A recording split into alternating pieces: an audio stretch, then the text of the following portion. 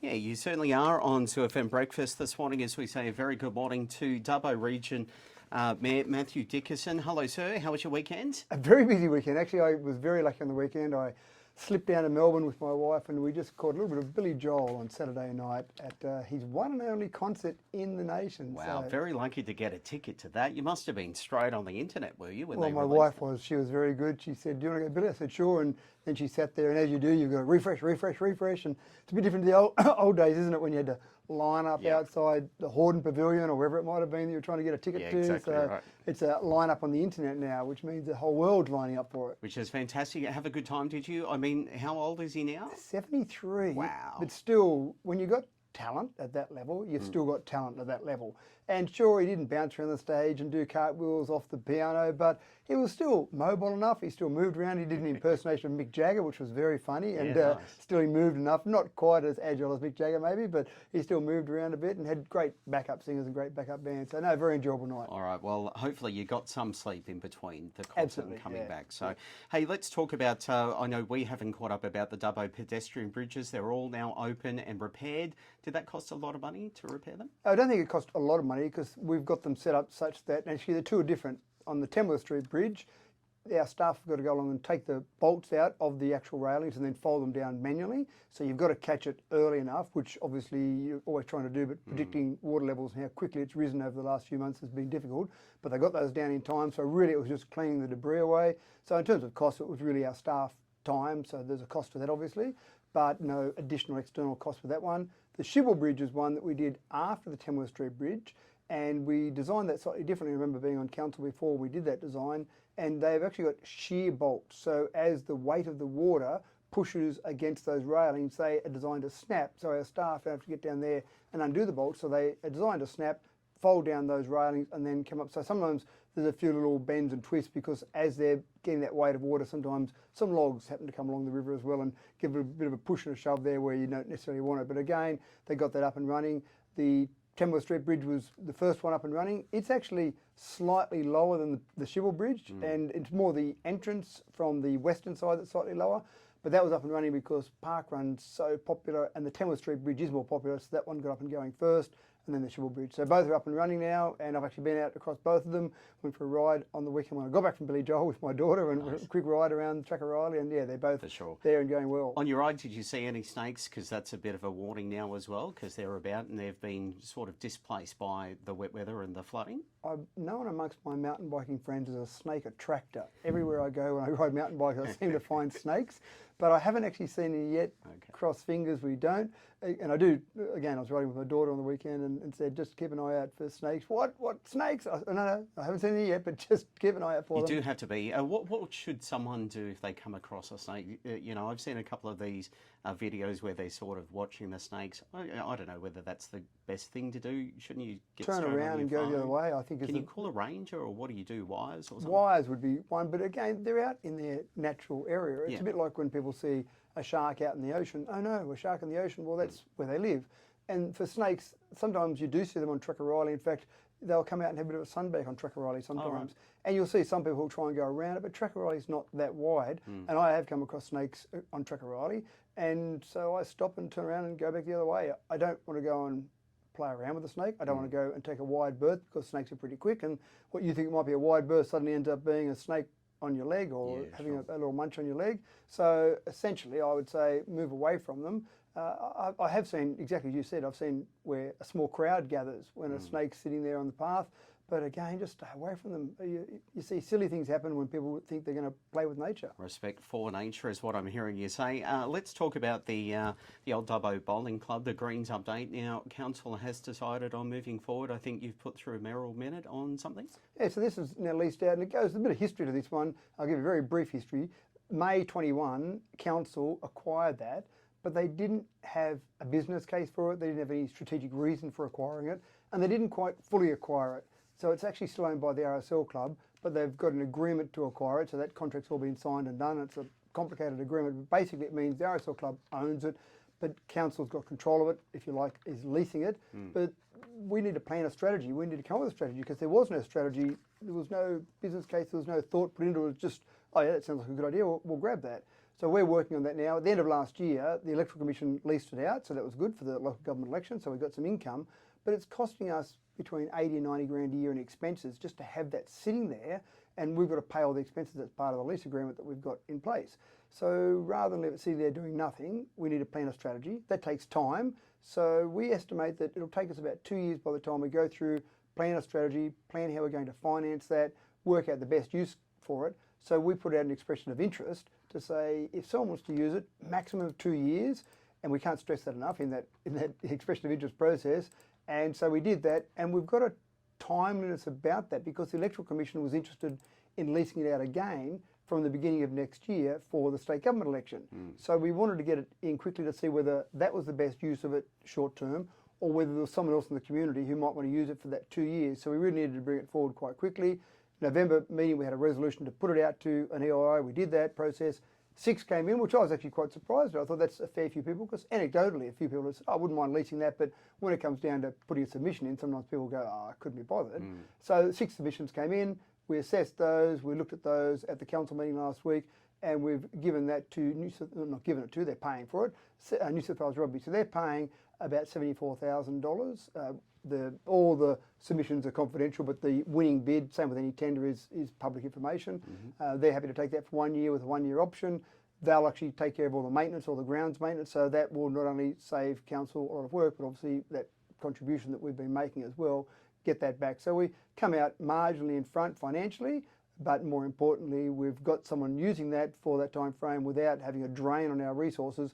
Meanwhile, we can then go along and plan that strategically. So, and again, they're very aware that this is, less than 2 years of a lease? 2 years maximum, yeah, that's right. And again, that was stressed in the EIA process, and all the people that put it in looked like they fully understood that 2 year time frame. And that meant that some organisations that might have wanted it didn't put an EIA in because they were too limited by that 2 year time frame. But yeah, and there were some good submissions in there, but that one, again, we were weighting it mainly on financial, and then secondary option or secondary idea of how to use it was based on the community good. So New South Wales Rugby, what they'll be doing there with students, with rugby, people playing rugby obviously, with some training and with some education there, that seemed like a good community outcome, but the financial side of it was the primary one, and so that's a good outcome for council. All right, let's move on to the changes that you're making for Australia Day coming up. It's not far away. It's not far away. Actually, I really enjoyed when Lewis Burns, one of our new councillors, spoke at Australia Day this year for Welcome to Country, and he talked about unity, and he said, well, he stood on a platform of unity,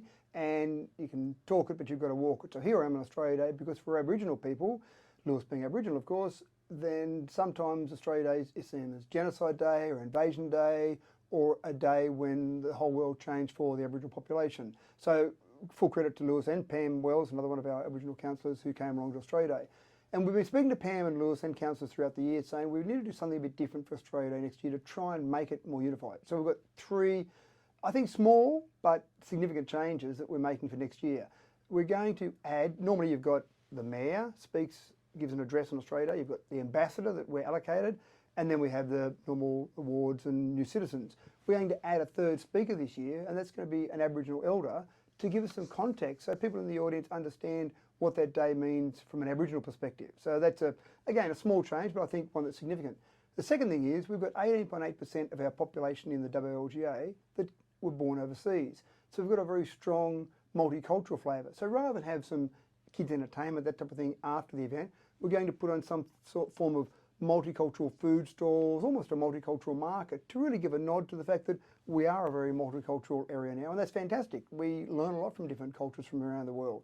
The third thing we tried to do, and we've only been half successful, was rather than have the event on the day itself, go to a twilight event the night before. So on the 25th of January, have a twilight event, and that's in keeping with what the Prime Minister does when he has an event, or they have an event, where they announce the Australian of the Year, or the fanfare around this Australia Day event is as a twilight event. We said, well, that's not a bad way to do it.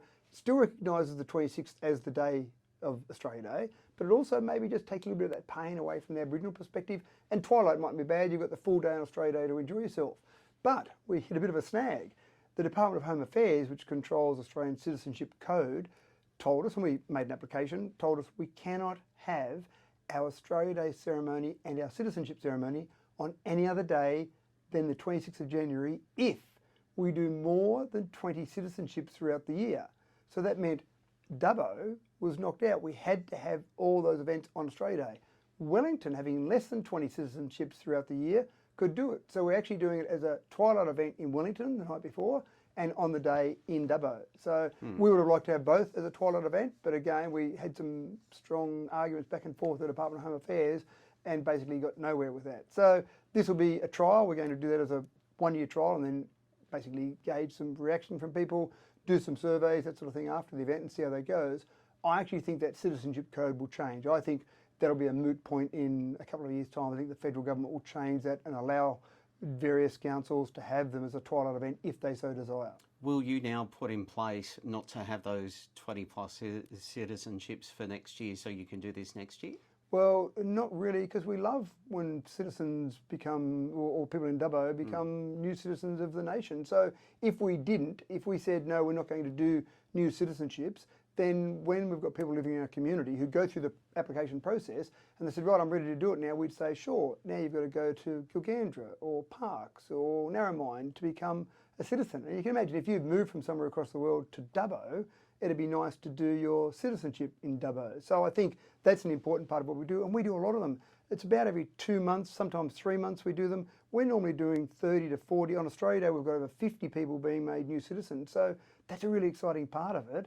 So I would like, or I'd hate to see that taken away from Dubbo, which is one of the penalties that you'd incur if you actually said, well, I'm going to ignore the rules. And one other radio host said to me, well, why don't you just ignore the rules? I said, well, I don't think it's a good idea to be a councillor on a council where we just ignore federal government rules. The rules are there. You mightn't like the rules, but you've got to follow those rules. And that's one thing from a council perspective. But I guess as a council, couldn't you decide instead of holding your 20, you have your 19, but I guess you just don't have one? How often are they? Yeah, about every 2 or 3 months we're doing 30 or 40. So throughout a year, I don't have an exact number, but based on that, we're probably doing 120 or more citizenships, but probably 130 or 40 new citizenships throughout the year. So imagine saying to all those people, sorry, you can't do it in Dubbo. They'd think there was something wrong with Dubbo, or they think we'd ignored some federal government codes or policies or rules, which we would have done. But wouldn't you think they'd recognise that these people that have been on the planet for a lot longer than anyone else deserve to have that happen?